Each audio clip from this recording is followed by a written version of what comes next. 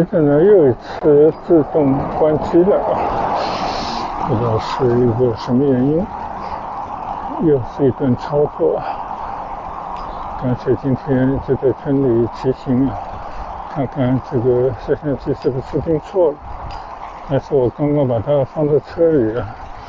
这个车厢里面温度太高了呢。不管怎么说，我们还是尝试一下啊，看看它还会不会关机。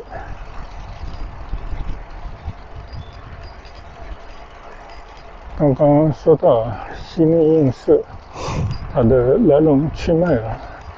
在昨天去广州美术馆新馆里面有了一个完整的认识。创立于120年以前，这么一个中国最大的民间的文艺文化的社团吧，曾经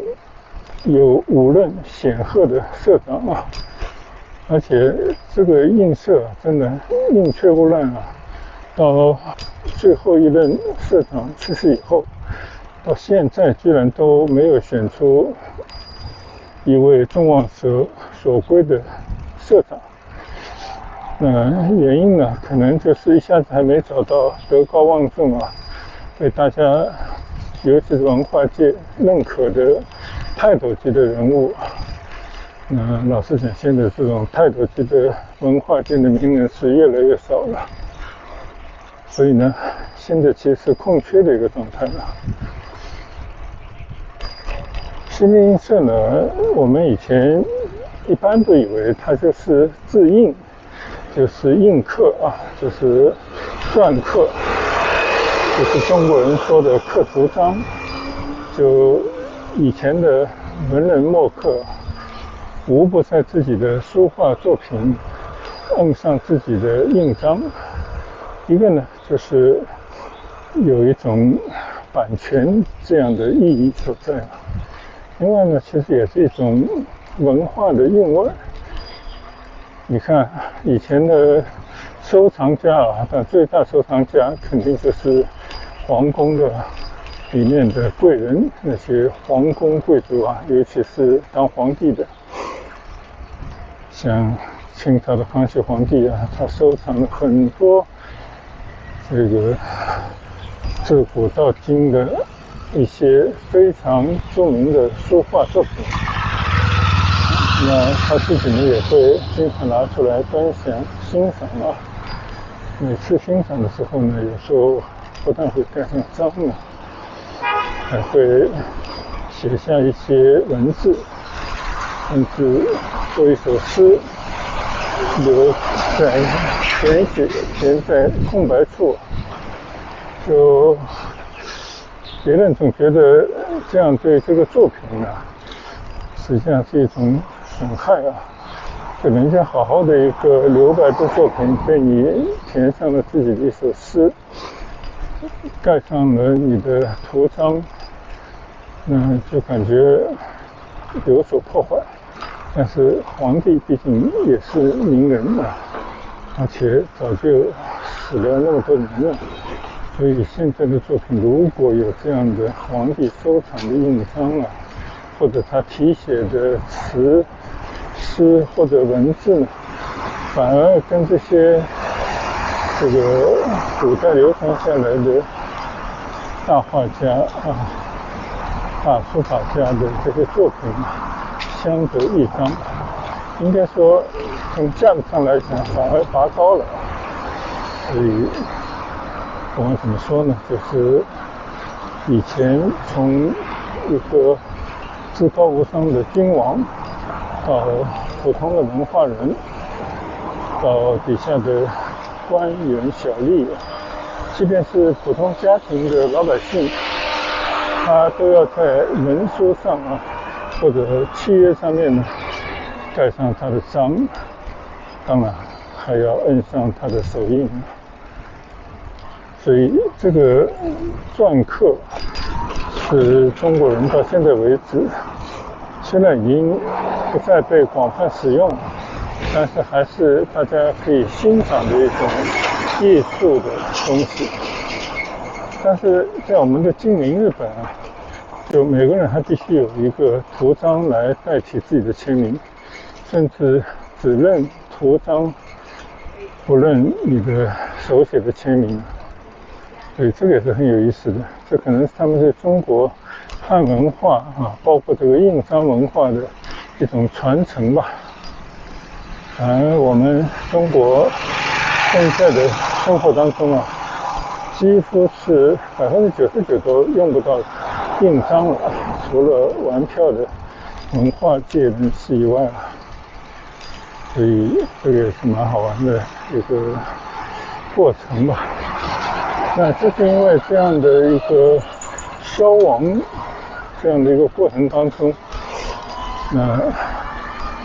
能够去看看这种已经在现实社会当中不被使用的印章文化，并且了解它以前大家广泛使用的这么一段历史啊，这也是非常有意思的一个事。另外呢，昨天在西泠印社这些展品当中呢，就展示了很多近代，有些是现代的一些大艺术家，比方说西泠印社第一任的社长吴昌硕，大家都知道他是一位大画家，所以呢，我们见到了他很多的真迹啊，就不仅有画画，还有他的题的字啊。那当然这个里面有很多这样的名人，包括我们昨天还看到了李叔同的字。那么像这样的文字啊，就是真的是一段历史人物了啊，因为这些人早就已经作古，但是呢，这个社会上民间还是有他们很多的故事的传说，那有些可能也添油加醋，但基本上呢，还是被普通老百姓啊所认可、传颂啊，这些其实也就是100来年以前的这些名人啊，所以中国的历史呢，它就是需要这样的一代代的传承。所以由此可见呢，我们当然也希望啊，就是有更多的这种美术馆、博物馆呢，可以展出中国历代文人啊。当然，有些也兼一位官员，大部分都是先作为一位读书人，然后成为一位官员，同时呢，兼有他在文化上的很多修养啊，艺术的才能，比方说画画、写诗、书法等等。有这些人物呢，在后人的眼中看起来都是了不起的艺术家。所以我们现在看到的很多古人写的字啊，几乎无一例外都是当过官的，或者有些人可能没有一生做官，但最起码也是做过官的人为主，否则的话呢，他也很难有这样的影响力啊，能够把他作品啊能够延续流传到今天啊。甚至中国有很多的这些书法家，他本身不仅做官，还是统治国家，这个自己就是当皇帝的，或者就是皇族后代啊，这样的人也挺多。那我们当然就最出名的应该就是宋朝的皇帝了，因为宋徽宗，他的字真的号称瘦金体，因为历史上也没有另外一个人可以写得出他这样的字体，这个完全他自己自创，但是呢，真的写得非常的好啊。那他的后代啊，赵孟頫在元代的时候也是一位享誉中国的书法家啊，当然也是画家，也在元朝呢做过比较大的官的这位赵家后人赵孟頫啊，他写的字到现在为止还是被中国人不太认同啊，还是经常被临摹的作品。所以这些都是中国的一些文化传承。但是呢，中国文化传承里面缺的可能就是欧洲工业革命带来的科技的发展。就在这个上面，中国以前如果你要做官，主要是看你文章写得如何，你的字是不是被大家认同。当然也有很多观点啊，但是唯独就少了一个科学的这种，比方说计算、物理的原理等等，这种方面这是中国的官员几乎没有的。所以呢，这也是中国到了近代为什么会落后的主要的原因吧。所以有时候会想，中国的文化成也是汉字，衰也是汉字。因为这个汉字本身就有太多种变化，你看这些书法作品啊，有时候真的比一幅画还要精妙。就是中国的文字可以变成各种各样的这种形态啊，在这个过程当中变化万千啊，真的各种笔法飘逸，然后可以到了一个非常高的境界。甚至有时候中国的书法一点也不比这些绘画啊来的简单。那么也就是说，在中国历史上，这个文化上面被大家津津乐道的或者流传至今的，更多的是书法的作品。至于那种以前的古画，一个可能保留比较难吧，另外一个老实讲没有像书法那么被大家所推崇。所以呢，中国以前就是靠写文章，当然也包括一些文艺题材，像这个诗歌啊、词，还有其他的一些题材。你的字写的好坏，你的文章好坏啊，基本上就可以让你有没有机会出来考取功名，然后呢成为一名官员啊，大概是这样。可是我们看看西方社会，他们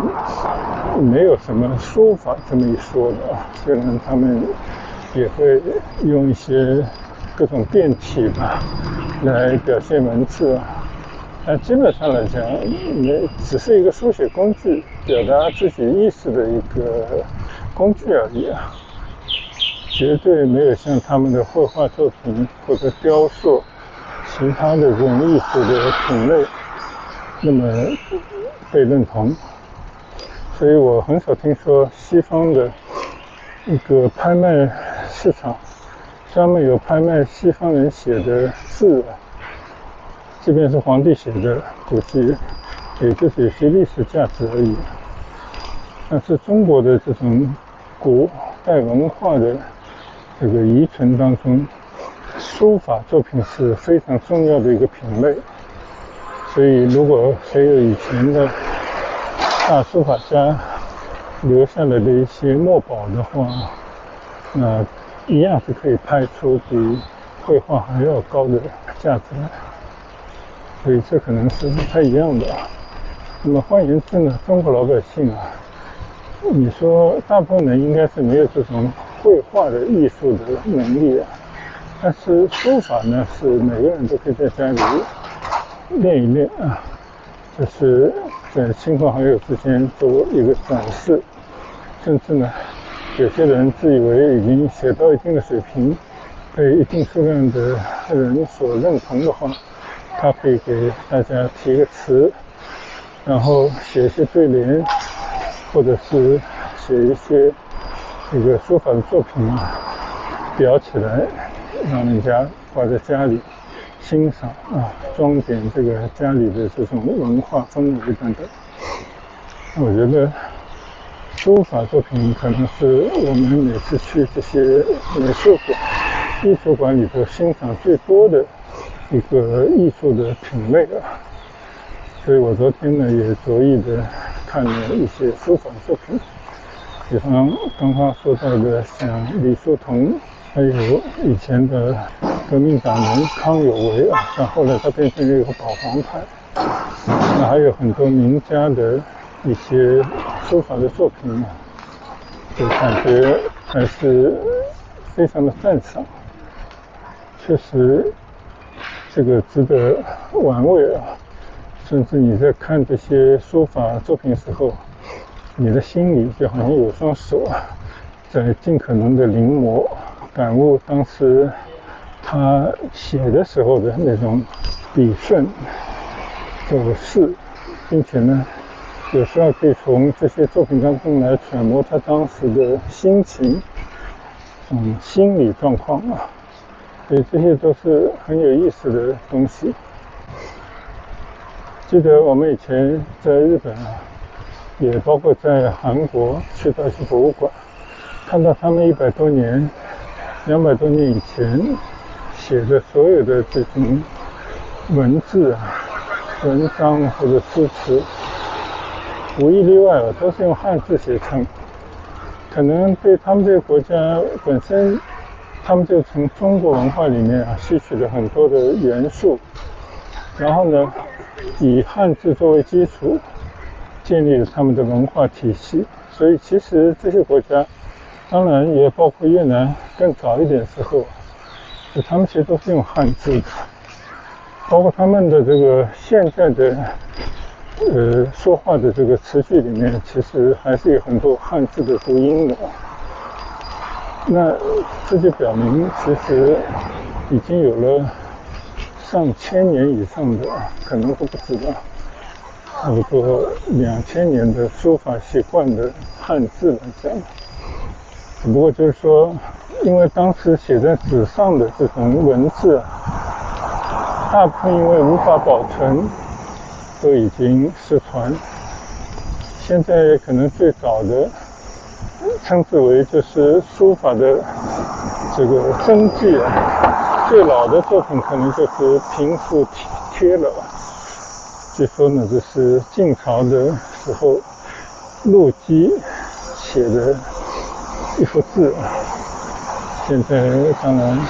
是无价之宝了。但是呢，中国人就是还是有办法，在印刷术出来之前，就对一些名人的字，通过一些工匠在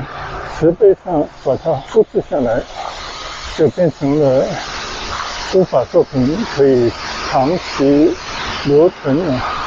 就以前我在西安的时候，经常去的一个地方就是碑林。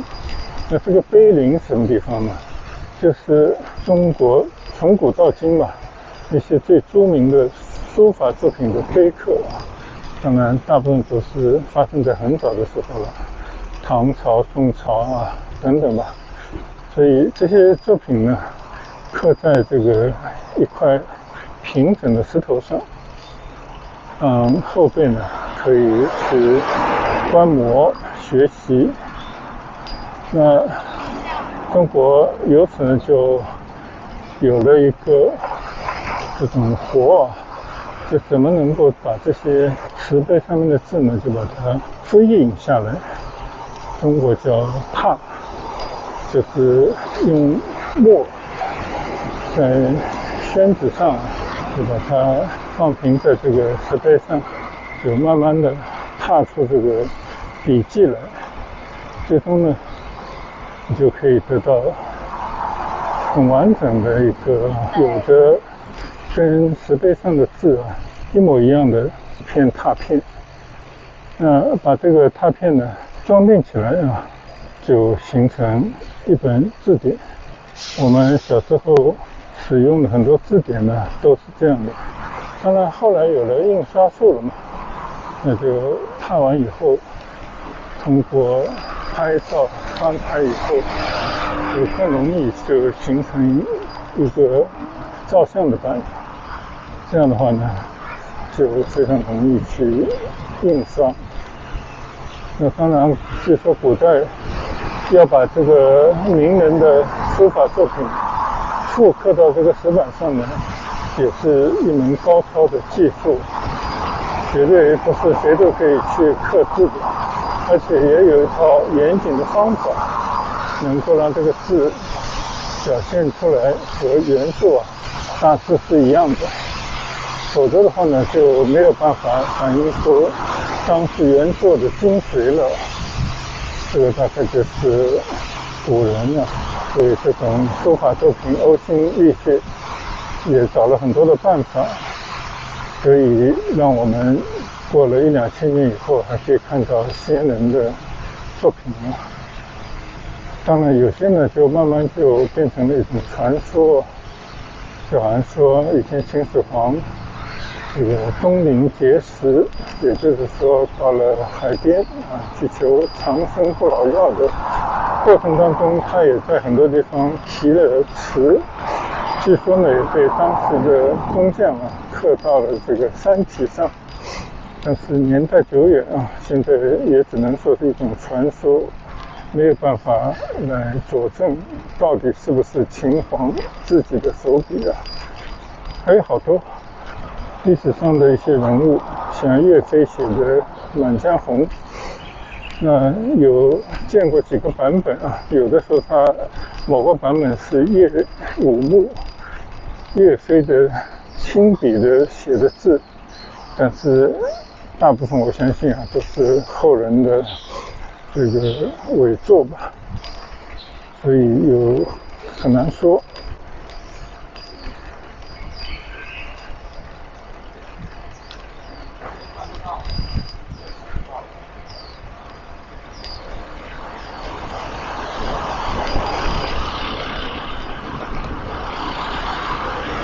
我已经骑了一阵了没有再发生这个摄像机自动关机的状态，因为我第2次设置的时候发现它好像设定在3分钟自动关机，但是我肯定没有碰过它，不知道为什么就变成了这样的一个设置。那现在呢，我把它改过来了以后，应该就没事了，并不是机器坏掉就是今天因为天气看是你看阴沉的厉害，而且实际温度很高，那我就懒得到外面去骑行了，我在村里面随便骑行一圈，顺便跟大家聊聊我昨天去广州美术馆新馆看到西泠印社的一些这是近代的书画家的大作，就了解了一些西泠印社的历史，并且对他历任的会长呢多多少少有了一些了解。非常精妙的一些作品当然也有一些我们也看不懂，不知道如何去评价尤其那些绘画的部分。但是对于书法呢，我们从小也好歹练过几篇字，就大致还是了解这些笔画结构形态或者说看得像以前古代大书法家的哪一个流派，大概还都知道。所以呢，觉得挺有意思有时候会有些同感。那好了，今天呢就在家门口这边骑行锻炼一下随意的跟大家聊聊，分享一下。我们现在准备骑车回家去了，我们改日出行再会，谢谢大家跟随和观赏，拜拜。